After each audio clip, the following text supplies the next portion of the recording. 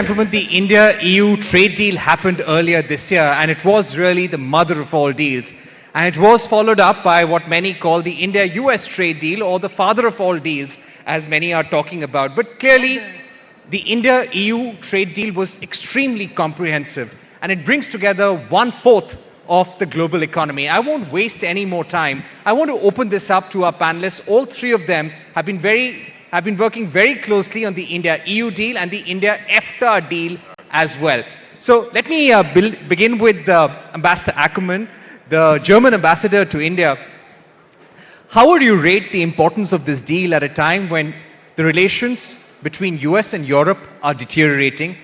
You've paused the ratification of the deal with the United States because of the Supreme Court ruling. Does the relationship with India now become doubly important? So thank you very much, and it's great to be here. But I'd like to say the difference between all the trade deals with the US and the trade deals with Europe is that the deals with the US are no free trade deals. No? I mean, this is a deal with tariffs. With Europe, you have a free trade deal, and that's, I think, a commitment and a conviction that you are promoters and believers in free trade. And I think you cannot underestimate the importance of this deal between EU and India. It brings together an enormous market. 450 million Europeans and 1.4 billion Indians form one single market. And this is, a clear signal to the world, a message to the world that we are the promoters of and the believers in free trade. And therefore, I think the mother of all deals is a bit of, it has a little pathos in the word, but it's not wrong. Whereas, whether the deal with the US is the father of all deals, I would be not so sure. No, you're absolutely right, because it covers almost 97% or 98% of goods traded between both nations. It has a mobility partnership as well. Ambassador Heslev, how do you see this deal contributing to the growth of our economies? How is Sweden looking to leverage the fruits of the India-EU trade deal? Thank you very much. I think you said it yourself. It covers almost 97% of all trade. But we should not only see it as a trade agreement, even though we call it the FTA, because it's a signal when it comes to investments. It's a signal when it comes to engaging with one another. It's a signal to develop together, not only make in India, but make with India, make with Europe. So that's let's say the broader signal, and that's actually the growth signal if we look ahead. And for those who are not yet in Europe or not yet in India, maybe the barriers were too high. Maybe the entrance ticket was too expensive in the past. With the free trade agreement, with what it brings, you lower those barriers, and I think that's where we will see the big growth and the big change. SMEs, middle-sized companies, those are the ones that create the jobs. Those are the ones that create the growth. And we will see it in India, we will for sure see it in Sweden. Right. Ladies and gentlemen, while the India-EU free trade agreement will get ratified formally and will be off the block by sometime next year, because it will go through a period of legal scrubbing, then the text has to be converted in all EU languages, it has to be approved by the EU Parliament, so it is still a long process off. But the EFTA has already happened, it's operational. Ambassador Steiner, could you give us a sense of how this is benefiting Norway and India right now, and what is the kind of uptick in trade between India and EFTA regions that you see? Well, that's right. The Trade and Economic Partnership Agreement between the EFTA countries and India entered into force 1st October last year. So it's already in force. The EFTA group, for those who don't know, there are 4 countries. It's Norway, Switzerland, Iceland and Liechtenstein. 4 small countries that are not part of the EU, but all rich countries and altogether quite big economies. And for Norway, this Trade and Economic Partnership Agreement is a milestone in the relationship to India, for sure. It is very important, and as it's being said here, the trade agreement with the EU is not only a trade agreement. The agreement with EFTA is for sure not. It's called Trade and Economic Partnership Agreement. It also has a commitment from the EFTA countries to promote investments. So this is very important to us. Let me also say, though, I'm sitting here with my German and Swedish colleague. Sweden is our neighboring country, and Germany is the biggest market that Norway is exporting to. 66% of the Norwegian export is going to the EU. And therefore, I also think that the EU FTA with India is important for Norway, because a lot of the things that we are selling to other countries outside Europe, they are being designed in Norway and then produced in maybe another European country, maybe in Sweden, maybe in Germany. And therefore also this it will be a bigger ecosystem that will work very well together, and I also think will benefit the Indian economy. All right, thank you for those opening remarks, Ambassador. Ambassador Ackerman, if I were to ask you, how does this bring the two economies together in the field of manufacturing? The reason why I ask that is because be it Europe, be it India, both have to now stand up for their own security, defense, economic security as well. In such times, how do we foster a closer economic and manufacturing partnership specifically? So I think these are two elements to your question. One is the question of, will India grow in its manufacturing capacities for, delivering to Europe, for example? And I'm, as Jan said, convinced that this FTA will be a booster for investment, for FTA in India. I'll tell you one example. The Indo-German Chamber of Commerce had an online seminar on what the FTA would mean for companies in Germany. And we had 1,800 companies signing in for this webinar as we speak, and that's an enormous amount of companies being interested in coming into it. So I think manufacturing, you will see that once this thing is ratified next year, by the end of this year maybe even, we'll have a growth of FDI in India. Now, your second part is defense and security, and as you are aware, the EU has also agreed upon with India on a security roadmap and a security partnership. And I think in our countries, respective countries, we are all very interested in setting up a meaningful defense partnership with India that includes production, that includes manufacturing for German, Swedish, European defense interests. We still hope that this country to my right will join the European Union one day, so I cannot speak for Norway here, but one day hopefully I can. But with Sweden and Germany and France and Italy, I think India as a security hub for production is growingly interesting for us. Right.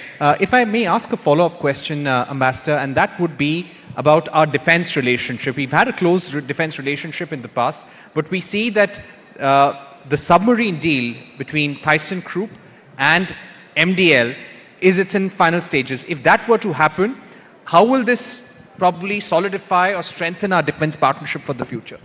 So I think the submarine deal is, I'm very confident that in the coming weeks we'll see some movement on that side.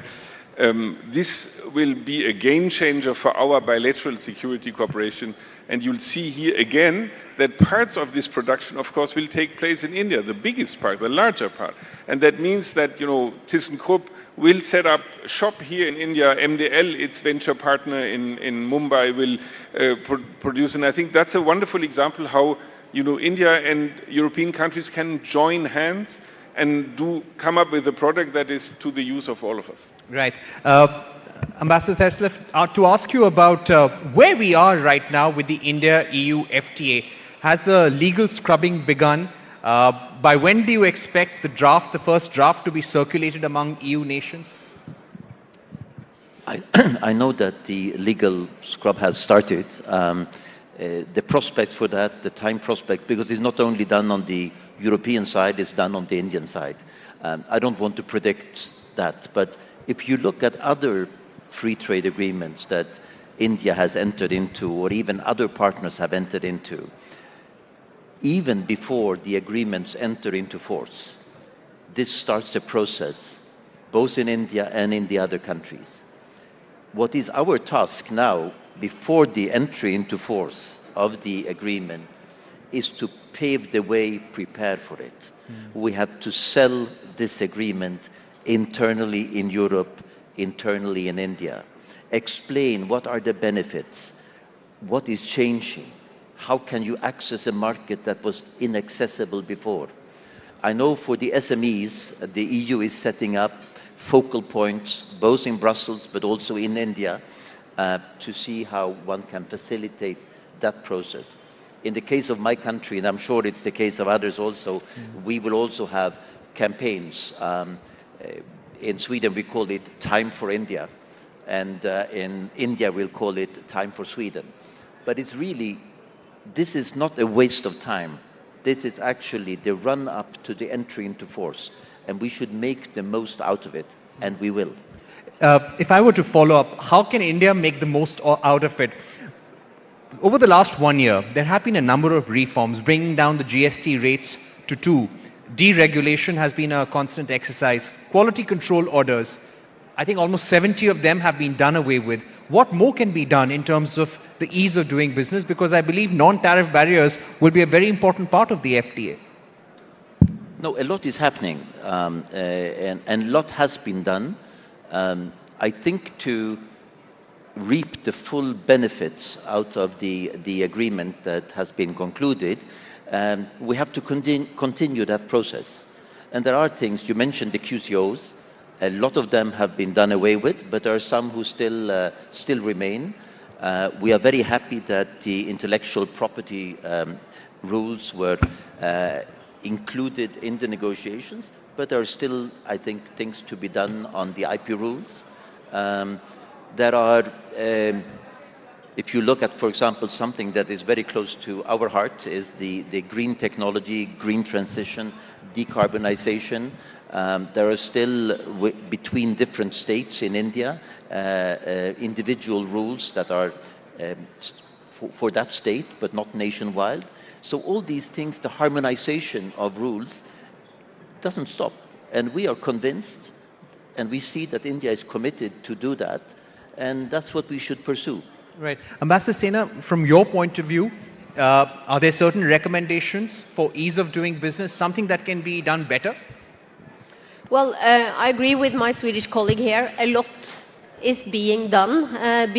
A lot has been done, and a lot is happening as we speak. We see a big commitment from the Indian side to try and ease the doing of business in this country. For us, the Trade and Economic Partnership Agreement in itself is something that is making it easier for our businesses. They are looking more positively at India because of that.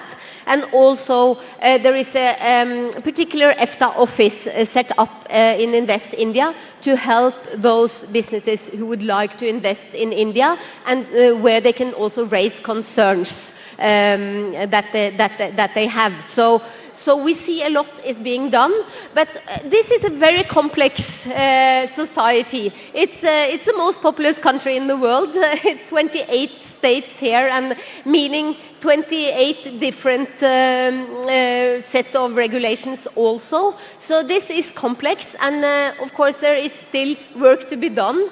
We just see goodwill for that work to be done also. So we have a good cooperation. Right. If I were to ask you about mobility, mobility is going to be a big part of the India-UK FTA, India-EU FTA, and with Norway as well. How do you see the requirement of high technology professionals in Norway increasing in the coming years, and what is the opportunity for Indian professionals there? Well, there are a lot of opportunities, and in the last 10-15 years there has been a lot of Indians coming to Norway. Norway is still a very small country compared to India, and also compared to other European countries.